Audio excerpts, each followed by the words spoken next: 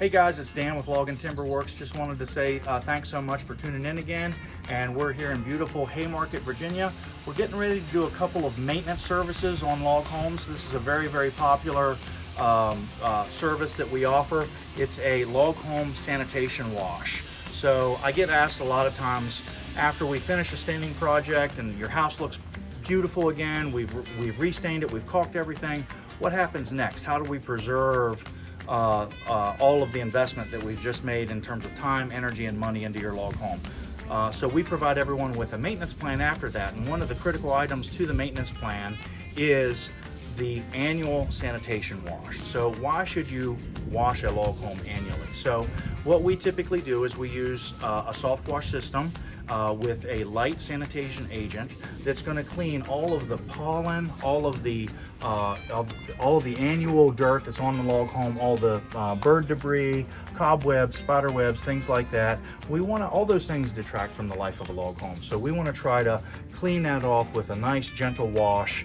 annually to help preserve the life of the stain, as well as prevent carpenter bee infestation and things of that nature. So come with us, and we're gonna go ahead and do a sanitation wash on this log home.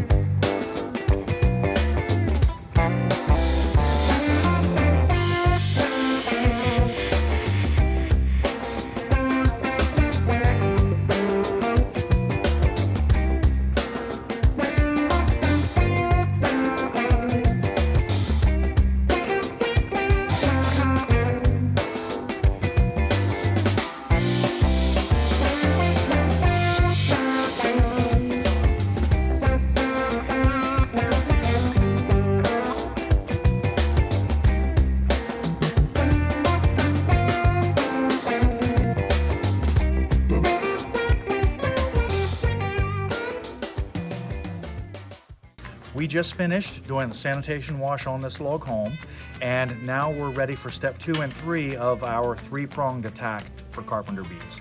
This time of year, the carpenter bees are mating, they're swarming.